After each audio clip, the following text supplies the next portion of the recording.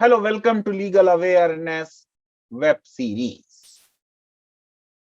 भारत एक सेकुलर देश है, पर यहां हर समय धर्मों की बात होती रहती है। इस धार्मिकता में स्पिरिचुअलिटी की कमी है, रिलीजियोसिटी की ज्यादती है। मैंने ये बात लिखी भी है और बोली भी है कि मुझे ताज्जुब है कि 2022 में बच्चियां हिजाब पहनना चाहती, लेकिन एक संविधान का टीचर हूं। अगर ये उनकी चॉइस है तो क्या मुझे कुछ बोलने का हक है? सुप्रीम कोर्ट ने आज मच अवेटेड अपनी वर्डिक्ट दी कर्नाटका हाई कोर्ट की 15 मार्च 2022 के जजमेंट पर। 133 पेज का जजमेंट लिखा सीनियर जज जस्टिस हेमंत गुप्ता ने। मैं उनको अच्छी तरह जानता हूं। मैं पटना जा रहा था जिस दिन वो पटना हाई कोर्ट के चीफ जस्टिस की तरह ओथ ले रहे थे। पूरे जहाज में उनके प्रशंसक और उनके दोस्त थे। बड़े अच्छे जज हैं, रिटायर हो रहे हैं, हमारी शुभकामनाएं उनके साथ। नए जज हैं जस्टिस सुधांशु धुलिया। 74 पेज का जजमेंट लिखा और पाथ ब्रेकिंग जजमेंट लिखा। लिबरल कॉन्स्टिट्यूशनल इंटरप्रिटेशन पर जब जजमेंट्स का जिक्र होगा, उसमें जस्टिस धुलिया के जजमेंट को हमेशा सुनहरे शब्दों में लिखा जाएगा और याद किया जाएगा।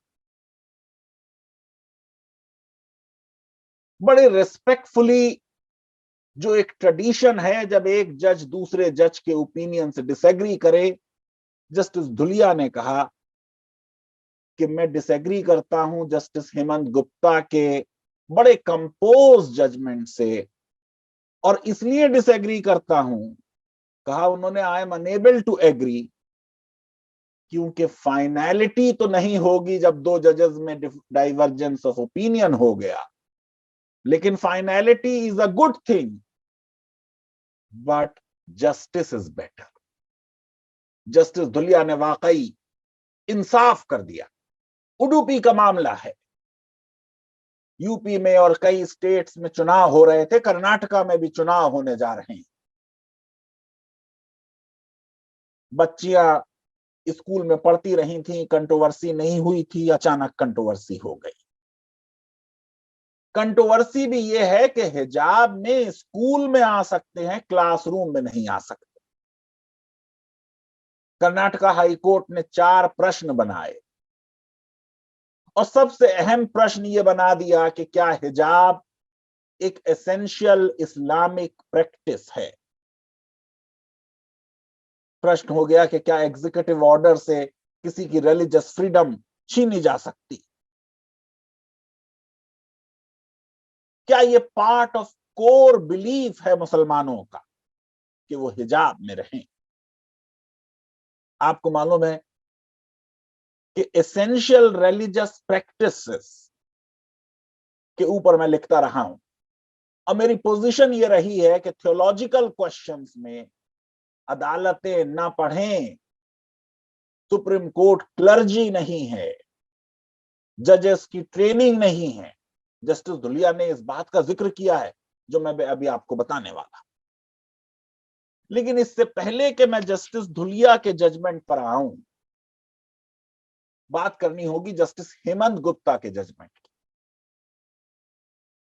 133 पेजेस का जजमेंट, 196 पैराग्राफ, 11 प्रश्न बनाए जस्टिस हेमंत गुप्ता। सब के सब बड़े रेलिवेंट प्रश्न। सवाल उठाया कि क्या ये मामला सबरीमाला का रिव्यू जो एक बड़ी बेंच देख रही है उसको रेफर कर दिया जाए।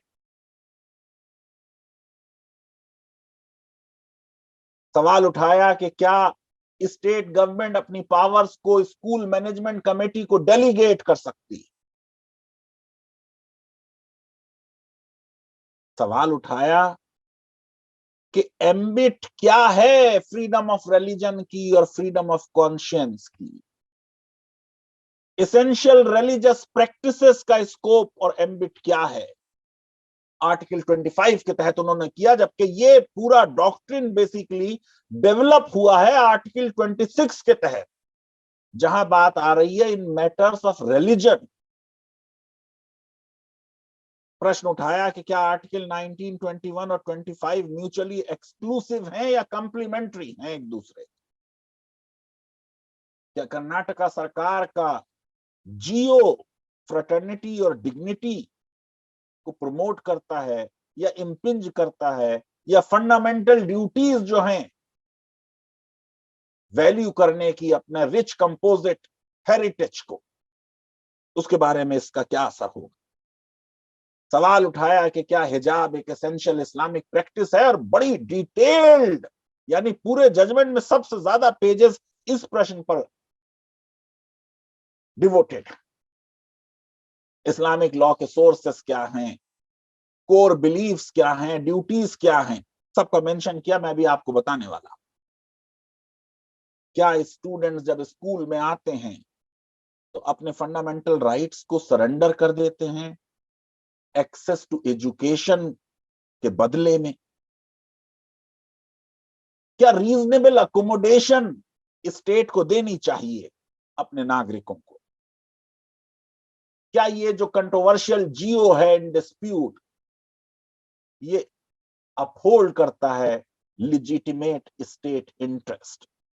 और 11वां सवाल उठाया कि क्या जियो अचीव करता है आइडियल्स ऑफ इक्वालिटी और एक्सेस टू एजुकेशन? मैं समझता हूं कि पहले ही प्रश्न में जो जवाब जस्टिस गुप्ता से आया वो उतना कन्विंसिंग नहीं है। बात हो रही थी कि अगर हम एसेंशियल रिलीजियस प्रैक्टिस के मुद्दे पे जा रहे हैं, जो कि कर्नाटका हाई कोर्ट गई थी, तो क्यों ना सुप्रीम कोर्ट की वो बेंच जिसने सवालात बनाए हैं 7-8, सबरीमाला और पिछले जितने जजमेंट्स हुए हैं एसेंशियल रिलीजियस प्रैक्टिसेस के बारे में, उनको एग्जामिन करने जा रही है कि ये मैटर भी उसे रिफर किया जाए। जस्टिस हेमंत गुप्ता ने कहा कि यहां ये सवाल ही नहीं है, यहां सवाल ये है कि क्या essential religious practice state regulate कर सकती? कुछ हद तक ये बात सही है,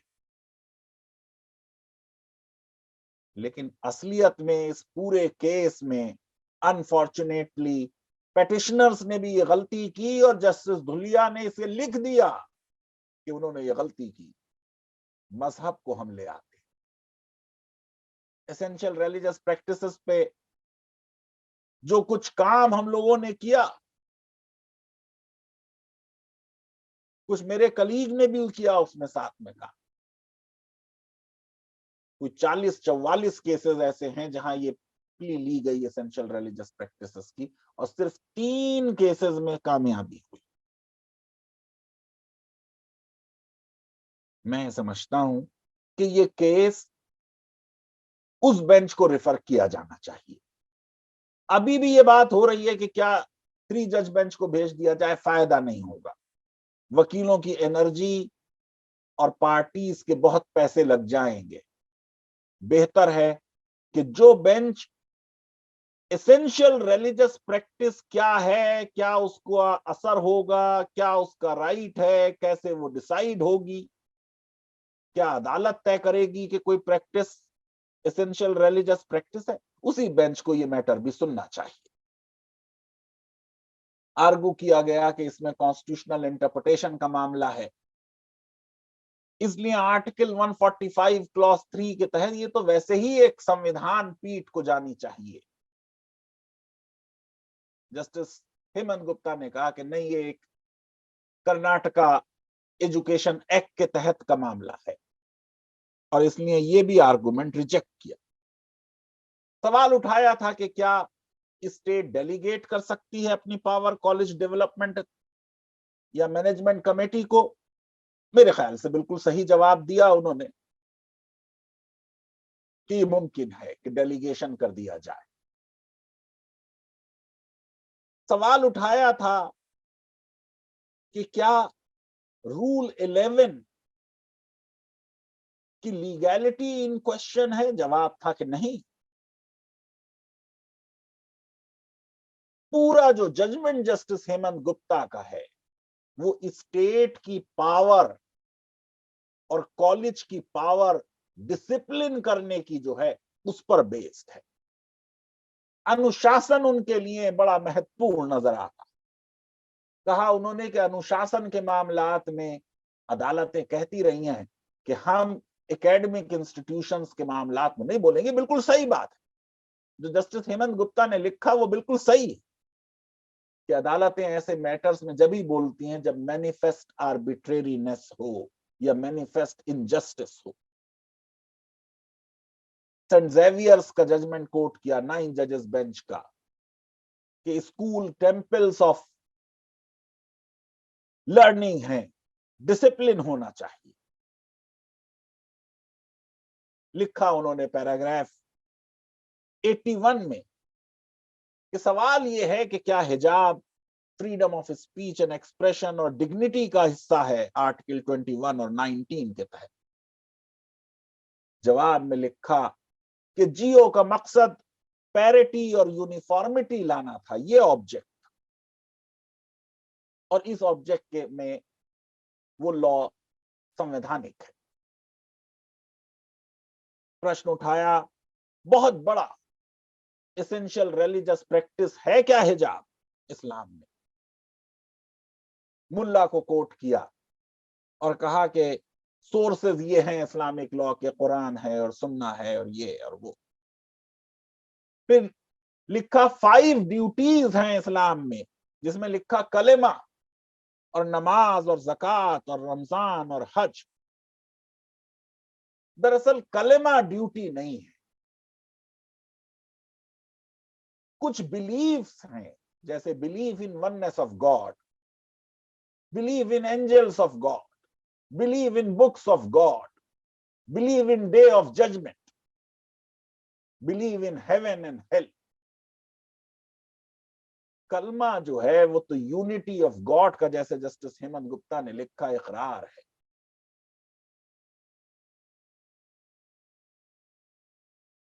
इन ड्यूटीज में जिहाद का जिक्र नहीं है। फिर बहुत सी और बातें कही कि देखिए कुछ इस्लाम में फर्ज होते हैं और कुछ हराम होते हैं और कुछ मकरू होते हैं और कुछ जायज होते हैं। कुरान की बहुत सी वर्सेस कोट की, हनीफ कुरैशी, शाहबानो, शायरा बानो के केसेस और जजमेंट्स बड़े एक्सटेंसिवली कोट किए। कोट किया कि कितने लॉज ऐसे बने हैं जिन्होंने रिफॉर्म किया है। फिर एक बात पैराग्राफ 116 में कही कि एसेंशियल रिलीजियस प्रैक्टिस के जितने भी केसेस हैं वो दरअसल मजहब के बारे में हैं। Right to manage places of worship, individuals right to worship, और ये वो केसेस हैं जहां कर्टेलमेंट ऑफ फंडामेंटल राइट हुआ है इंडिविजुअल का through religious practices. Justice Gupta ने लिखा कि जो क्लेम है अपीलांट का वो ये नहीं है कि हम कोई रिलीजियस एक्टिविटी किसी रिलीजियस इंस्टीट्यूशन में करने जा रहे हैं, बल्कि हम तो हेड स्कार्फ पहनेंगे एक पब्लिक प्लेस पर as a matter of social conduct, क्योंकि हम ये समझते हैं कि वो एक्सपेक्टेशन है हमारे फेथ की। ये जो फ्रीडम ऑफ चॉइस है, इसमें इन स्टूडेंट्स ने ये माना कि वो रिलीजन से गवर्न होंगे न कि स्टेट से। कोट किया उन्होंने कि इक्वालिटी बिफोर लॉ है, सब बराबर हैं, इसलिए किसी को भी उसके मजहब की वजह से डिफरेंटली ट्रीट नहीं किया जा सकता। आर्टिकल 14 में रीजनेबल क्लासिफिकेशन की गुंजाइश है। फॉर्मल इक्वालिटी के साथ साथ सब्सटेंटिव इक्वालिटी का भी कंसेप्ट, अगर उस तरीके से देखा जाए तो कोई आर्गुमेंट बन सकता। फिर कहा पैराग्राफ 117 में कि फ्रीडम ऑफ रिलीजन तो आर्टिकल 25 में निगेटिव फ्रीडम है, निगेटिव तो आर्टिकल 21 भी है। No one shall be deprived of his life और personal liberty except according to the procedure established by law. उस प्रोसीजर को ही गोपालन ने सिर्फ प्रोसीजर माना था, और मेनका गांधी और बाद के जजमेंट्स ने कहा कि वो प्रोसीजर और वो लॉ जस्ट हो, फेयर हो, रीजनेबल हो, नॉन आर्बिट्रेरी। रिफर किया जस्टिस हेमंत गुप्ता ने निजाम पाशा का वो आर्गुमेंट जो बाबरी मस्जिद के जजमेंट से कोट किया गया था कि थियोलॉजिकल क्वेश्चंस में अदालतें ना पढ़ें।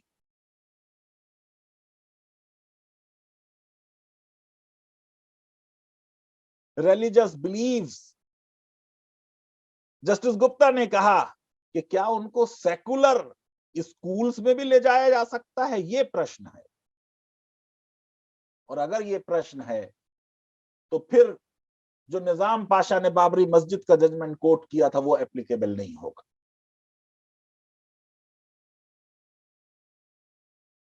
फिर प्रश्न का जवाब दिया कि क्या ड्रेस की चॉइस फ्रीडम ऑफ एक्सप्रेशन में कवर्ड है।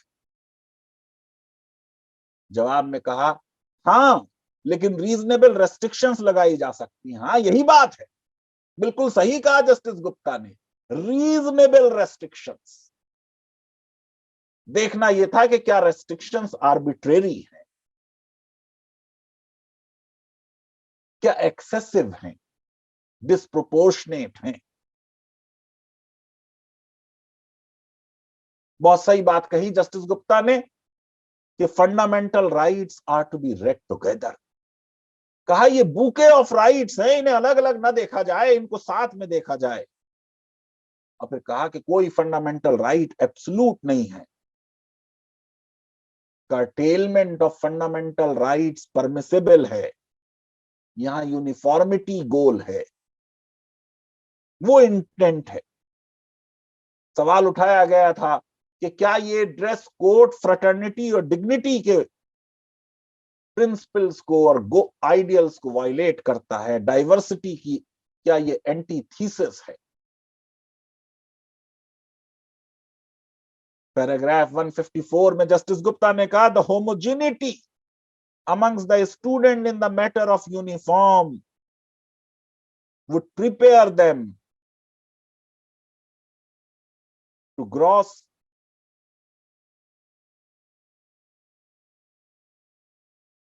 पैराग्राफ 154 में कहा जस्टिस गुप्ता ने कि ये जो होमोजेनिटी है यूनिफॉर्म में, इसका मकसद ये है कि स्टूडेंट्स को प्रिपेयर किया जाए कि वो कोई डिस्टिंक्शन मजहब और रिलीजियस सिंबल्स के बेसिस पे ना करें। हिंदी का अनुवाद फ्रेटर्निटी का कोट किया बंधुत्व, और कहा कि ये बंधुत्व अमंगस्ट ऑल सिटीजन्स होगा, किसी पर्टिकुलर कम्युनिटी के लिए नहीं होगा। मेरी समझ में यह आर्गुमेंट नहीं आया। ये बात सही लिखी उन्होंने कि फ्रेटर्निटी नोबल गोल है but can not be seen from the prism of one community alone. Diversity का पूरा कंसेप्ट ये है कि आप दूसरे को टॉलरेट नहीं करेंगे, एक्सेप्ट करेंगे द वे ही इज।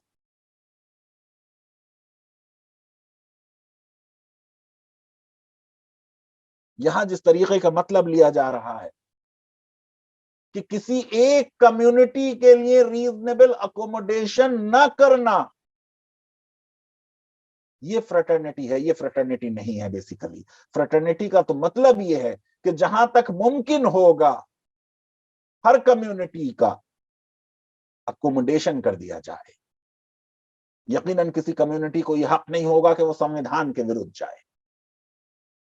यकीनन ये मुद्दा है कि इंडिविजुअल की फ्रीडम और इंस्टीट्यूशन के कंट्रोल में बैलेंस कहां पे होगा। वो बैलेंस शायद था जब बात की जा रही थी कि हेड स्कार्फ उसी कलर का जो यूनिफॉर्म में प्रेस्क्राइब्ड है अगर कर लिया जाए तो बेहतर होगा। लेकिन नहीं मानी ये बात जस्टिस हेमंत गुप्ता ने भी और कर्नाटका हाई कोर्ट ने भी। कह दिया केंद्रीय विद्यालय की एग्जाम्पल सही नहीं है, वो तो ऑटोनोमस इंस्टीट्यूशन, बहुत बड़ा ऑटोनोमस इंस्टीट्यूशन है, 1500 से ज्यादा स्कूल्स हैं, सरकार का बड़ा कंट्रोल है उसके ऊपर। मैं समझता हूं कि गुंजाइश रीजनेबल अकोमोडेशन की शायद बनती थी, जैसा कि जस्टिस धुलिया बाद में कहेंगे कि उनके लिए ये बड़ा अहम है कि लड़कियों की एजुकेशन हो, उनका स्कूल तक आना भी कोई कम स्ट्रगल नहीं। बहुत सी मुस्लिम फैमिलीज में लड़कियों को ये बार्गेन करना पड़ता है कि हमें पढ़ने दो, हम बुर्खा ओढ़ लेंगे, हम हिजाब पहन लेंगे, हम हेड स्कार्फ पहन लेंगे।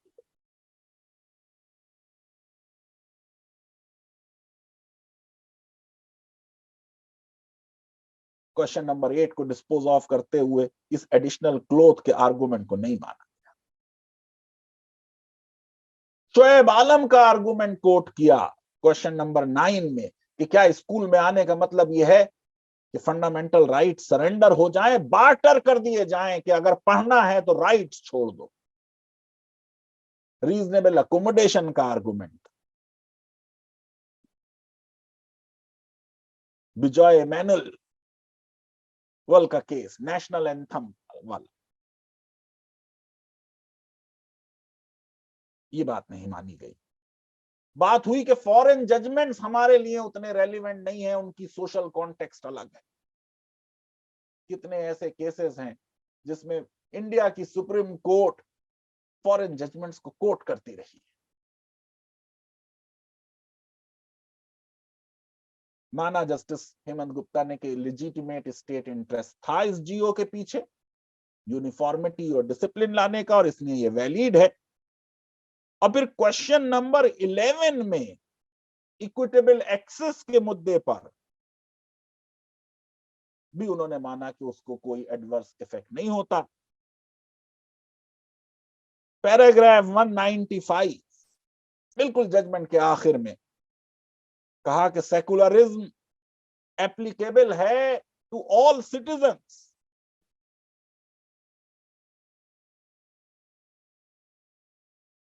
हिजाब एंटीथीसिस होगी सेकुलरिज्म की।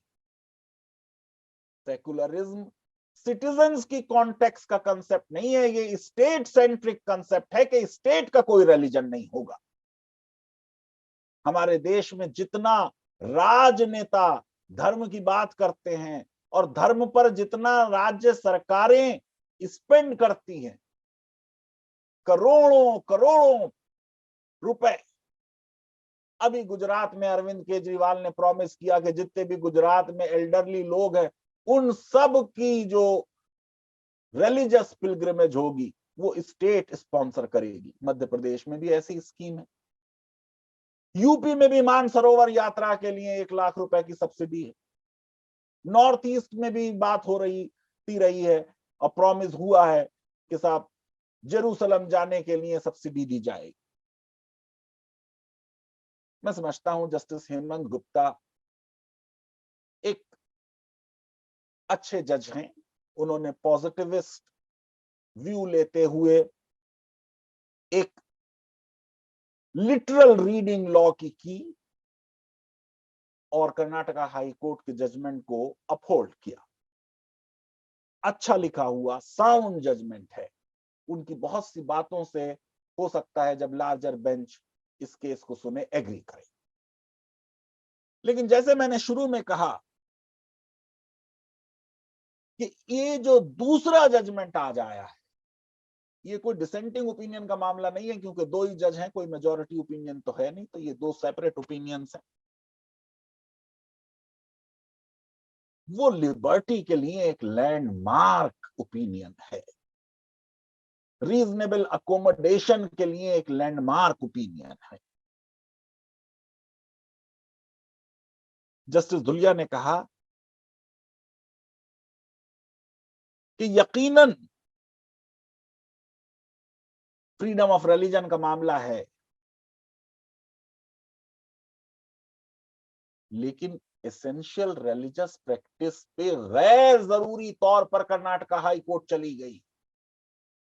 देखना तो यह था उन्हें कि जो जियो है, जो फ्रीडम ऑफ रिलीजन को रेस्ट्रिक्ट कर रहा है, क्या वो रेस्ट्रिक्शन वैलिड है।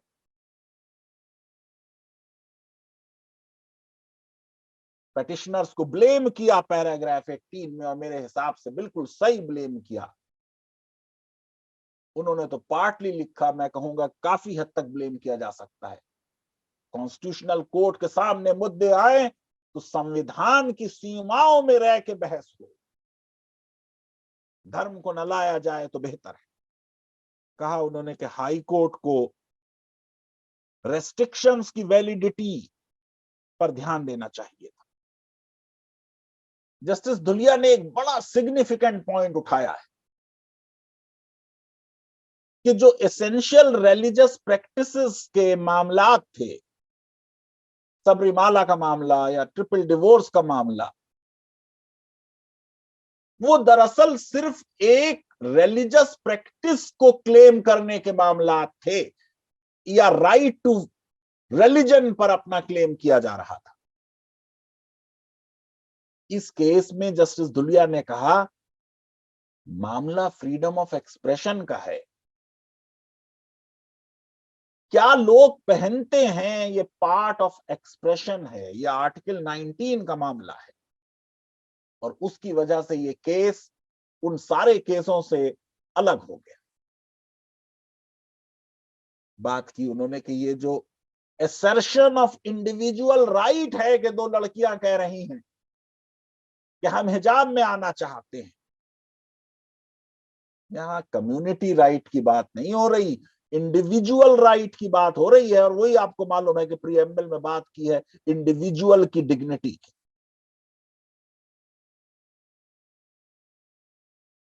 पैराग्राफ 34 में कहा कि आइडेंटिटी को अपनी असर्ट किया जा रहा है। लिखा कि if belief is sincere and it harms no one else, there can be no justifiable reasons for banning hijab in a classroom. क्या हिजाब पहनने से किसी को कोई हार्म होता है या तकलीफ होती है? और अगर नहीं तो उसे नहीं रोका जाना चाहिए।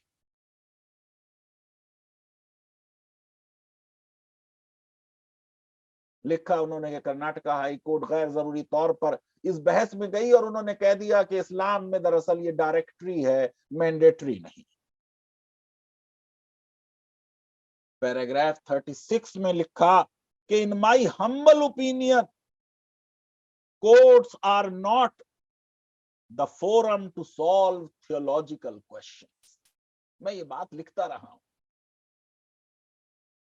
Courts are not well equipped to do so for various reasons, but most importantly because there will always be more than one viewpoint on a particular religious matter, and therefore nothing gives the authority to the courts to pick one opinion over the other. ये तो पूरा crux है ERP के बारे में जो justice Dhulia ने लिख दिया। सबरीमाला में जो रिव्यू हो रहा है एसेंशियल रिलीजियस प्रैक्टिस का, वो इस वजह से ही हो रहा है। कुछ मुसलमान कहेंगे कि हिजाब मैंडेटरी है, दूसरे कहेंगे मैंडेटरी नहीं। हर रिलीजियस मुद्दे पे डाइवर्सिटी होगी, डाइवर्जेंस ऑफ ओपिनियन होगा। इसीलिए तो रिलीजियस डिनोमिनेशंस हैं और सेक्शंस ऑफ रिलीजियस डिनोमिनेशंस हैं। इस्लाम के बारे में तो खुद प्रॉफिट ने कहा कि 72 फिरके होंगे, 72 सेक्ट्स। सुन्नी हैं, शिया हैं, हनफी हैं, शाफई हैं, मालिकी हैं, मिताक्षरा स्कूल है, दया भागा स्कूल है, कैथोलिक्स है, ऑर्थोडॉक्स हैं, प्रोटेस्टेंट्स हैं, एंग्लिकन्स हैं, कितनी चर्चेस हैं। जेहोवा विटनेस है चर्च।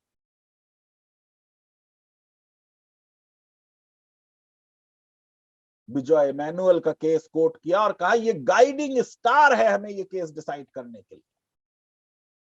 रीजनेबल अकोमोडेशन का मामला था, आपको मालूम है कि जेहोवा विटनेस के ये बच्चे थे जो रेस्पेक्टफुली नेशनल एंथम में खड़े रहे, लेकिन नेशनल एंथम गा नहीं रहे थे, क्योंकि वो किसी भी कंट्री में और किसी की भी प्रेज में नहीं गाते सिवाय गॉड और son of God according to their belief. Paragraph 49 में लिख दिया जस्टिस धुलिया ने, girls before us today face the same predicament as Jehovah Witness girls in the above case. कहा उन्होंने कि हिजाब उनके लिए एक आर्टिकल ऑफ फेथ है, उनकी बिलीफ है कि उनका मजहब उनसे एक्सपेक्ट करता है कि वो अपने सर को ढके, और इसलिए उन्होंने कहा कि ये स्क्वायरली कवर्ड है नेशनल एंथम केस। पैराग्राफ 50 में समझता हूं बड़ा मुश्किल होगा ओवर रूल करना फ्यूचर जजेस के लिए। कर्नाटका हाईकोर्ट ने कह दिया था कि क्लासरूम में फंडामेंटल राइट्स नहीं होंगे, ये तो डेरिवेटिव राइट्स हैं। पैराग्राफ 51 में कहा कि क्लासरूम का कंपैरिजन वार जोन से, डिफेंस कैंप से, जेलों से सही नहीं है। वहां डिसिप्लिन की जो जरूरत होती है उस तरह के डिसिप्लिन की जरूरत क्लासरूम में नहीं है। जस्टिस धुलिया ने ऑब्जर्व कर दिया कि right to dignity and privacy students के पर्सन में होता है, जब वो क्लासरूम में एंटर करते हैं तो उस राइट के साथ एंटर करते हैं। कहते हैं ना फंडामेंटल राइट्स तो कोई वेव नहीं कर सकता, ये तो लॉ सेटल्ड है। स्कूल को ज्वाइन करने का मतलब ये नहीं होगा कि फंडामेंटल राइट वेव कर दिया गया। There is no waiver of fundamental rights, law settled है। पैराग्राफ 54 में गए और कहा किसी भी लॉ की लिजिटिमेसी को और लीगैलिटी को देखने के लिए पिथ एंड सब्सटेंस में उसे देखना होगा। कहा उन्होंने कि जियो हिजाब के बारे में है। जस्टिस हेमंत गुप्ता ने कहा था कि फॉरेन जजमेंट्स हमारे लिए उतने रेलिवेंट नहीं। जस्टिस धुलिया ने फॉरेन जजमेंट्स कोर्ट किए, हाउस ऑफ लॉर्ड्स का भी और साउथ अफ्रीकन कोर्ट का भी। पैराग्राफ 55 में तमिल हिंदू लड़की जो नथ पहनना चाहती थी क्लास में, 10वीं क्लास में थी, इक्वालिटी कोर्ट ने उसकी बात नहीं मानी, लेकिन साउथ अफ्रीका की हाई कोर्ट ने और सुप्रीम कोर्ट ने उसके उस राइट को अपहोल्ड किया और उसको ये डिनाई करना कि वो नथ पहन के ना आए, क्योंकि लॉ ये कहता था कि कोई ज्वेलरी पहन के स्कूल में नहीं आएगा, उसको माना ये एक डिस्क्रिमिनेशन है।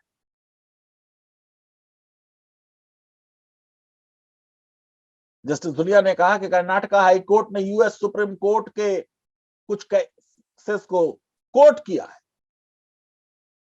लेकिन इस किसी भी केस में बच्चों को स्कूल में पढ़ने से ही नहीं रोका गया।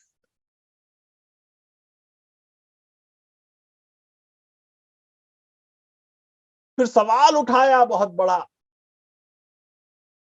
कि इंपॉर्टेंट क्या है, बच्चियों की पढ़ाई या ड्रेस कोड। लिखा उन्होंने कि अफसोस हुआ कि ये बच्चियों में से कई ने एग्जाम नहीं दिया। लिखा कि इन बच्चियों का स्कूल आना आसान नहीं था। पैराग्राफ 67 में लिखा कि पेटिशनर चाहते क्या हैं, सिर्फ हिजाब पहनना। All the petitioners want is to wear a hijab.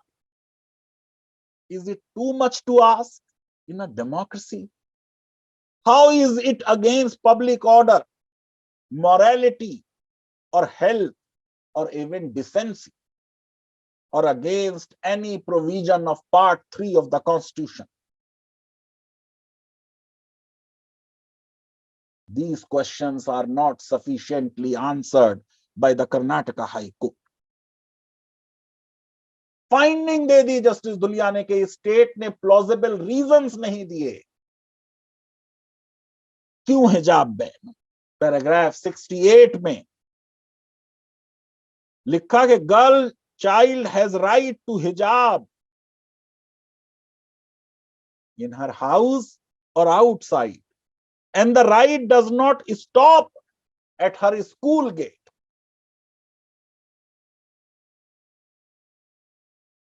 चाहे आप स्कूल के अंदर हो या स्कूल के बाहर हो, आपका फंडामेंटल राइट प्रोटेक्ट किया जाएगा। जस्टिस धुलिया ने सरदार वल्लभ भाई पटेल को कोट किया संविधान सभा की डिबेट्स में और कहा माइनॉरिटीज ने मेजॉरिटी में ट्रस्ट और विश्वास जताया है, फेयरनेस ये डिमांड करती है कि उस ट्रस्ट को अपहोल्ड किया जाए। पैराग्राफ 71 में डाइवर्सिटी को बताया कि अहम है। फिर न्यू एजुकेशन पॉलिसी को कोट किया, नवतेज सिंह जौहर के केस को डाइवर्सिटी पर कोट किया, फंडामेंटल राइट्स को बताया कि ये बड़े अहम हैं, फंडामेंटल ड्यूटीज को बताया कि कंपोजिट हेरिटेज जो हमारी कल्चर का है उसको प्रिजर्व किया जाए। प्रिएम्बल का जिक्र किया, फ्रेटर्निटी की और डिग्निटी की बात, कहा कि ये हिजाब एक मैटर ऑफ चॉइस है, ये एसेंशियल रिलीजियस प्रैक्टिस हो इस्लाम में या ना हो, ये मैटर ऑफ कॉन्शियंस है। पैराग्राफ 83 में कहा कि इन्वेजन ऑफ प्राइवेसी नहीं होना चाहिए। अगर हिजाब को रोका गया तो यह पहला इन्वेजन ऑफ प्राइवेसी होगा। मैं समझता हूं कि दोनों जजेस ने जो जजमेंट्स दिए हैं वो अपनी अपनी जगह बड़े अच्छे और साउंड प्रोनाउंसमेंट्स हैं। इस मैटर में जब एक बड़ी बेंच बैठकर फैसला करेगी तो उनके सामने अब दो ओपिनियन होंगे। देखना होगा कि बड़ी बेंच किस ओपिनियन को अपहोल्ड करती है। बेहतर यह है कि जब तक बड़ी बेंच इस पे फैसला ना करे तब तक कर्नाटका की सरकार अपने आप रीजनेबल अकोमोडेशन देते हुए यूनिफॉर्म के कलर से अगर कोई सर दुपट्टे से अपना ढकना चाहे उसे ढकने दें। हमारा नारा है बेटी बचाओ बेटी पढ़ाओ, बेटी ने सर ढका हो तब भी उसको पढ़ाओ। लीगल अवेयरनेस वेब सीरीज अगर आपको पसंद आती है तो मेरी रिक्वेस्ट है कि हमारे इस वीडियो को वाइडली शेयर करें और हमारे चैनल को सब्सक्राइब करें और बेल आइकन और लाइक जरूर क्लिक करें। देश में यूनिटी हो, फ्रेटर्निटी हो, संविधानवाद बढ़े। मैं तो ये चाहूंगा कि धर्म पब्लिक स्क्वायर में उतना ना रहे जितना नजर आता है। बहुत बहुत शुक्रिया, धन्यवाद, थैंक यू वेरी मच।